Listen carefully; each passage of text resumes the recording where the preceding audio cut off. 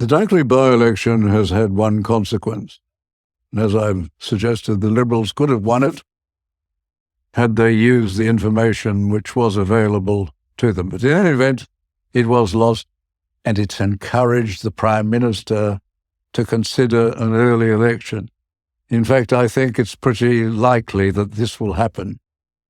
Now, the Prime Minister said there won't be an election this year, but his mantra, "My word is my bond," has proved to be without any value whatsoever.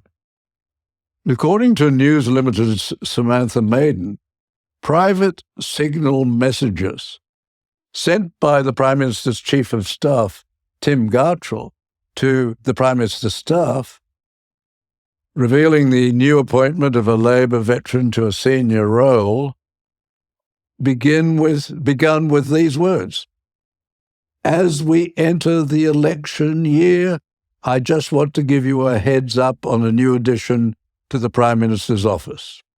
Note that. The Prime Minister's Chief of Staff says, "as we enter an election year." The Prime Minister's Chief of Staff let the cat out of the bag. He's admitted that it's an election year. So it's likely we're going to have an election this year.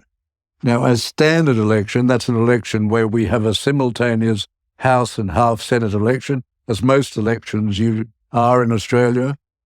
It could be as early as 3 August, the 3rd of August this year, and as late as the 17th of May next year. So that's a period from the 3rd of August this year to the 17th of May next year. I think that if the proposed royal visit goes ahead, you shouldn't be surprised if the Prime Minister wrings every advantage out of the royal visit, even an early election. You've got to completely ignore his frequent claim, "I'm a Republican." Like most people who have to go into print and into the news claiming that they're still a Republican, the fact is he's a fake Republican. He's not a real Republican. His preferred Republican model will not improve, but would significantly decrease the checks and balances on the politicians, and especially on a shady Prime Minister.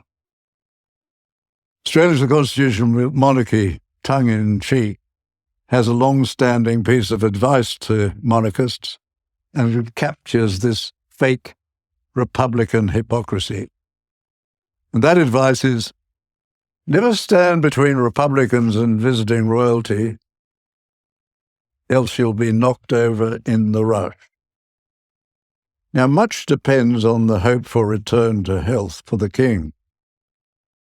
And as to the timing of a royal visit, it's likely to be before the Commonwealth Heads of Government meeting, that is CHOGM as they call it, in Samoa. That's on the 21st of October. So think of the 21st of October and be aware, if you're not already, that the very able New South Wales Racing's Peter V'landys has no doubt already invited the King, the Queen, the Prime Minister, and probably the Prince of Wales to the glittering King Charles III Stakes at Royal Randwick. Now, when's that? That's on 12 October. And if sadly the King can't come to that, perhaps Prince William and possibly Kate can come. So don't be surprised if there's an election this year on any Saturday from the 3rd of August, and especially after the 26th of October. My feeling is they're going to be looking at the 26th of October or any week, any Saturday thereafter to the end of the year.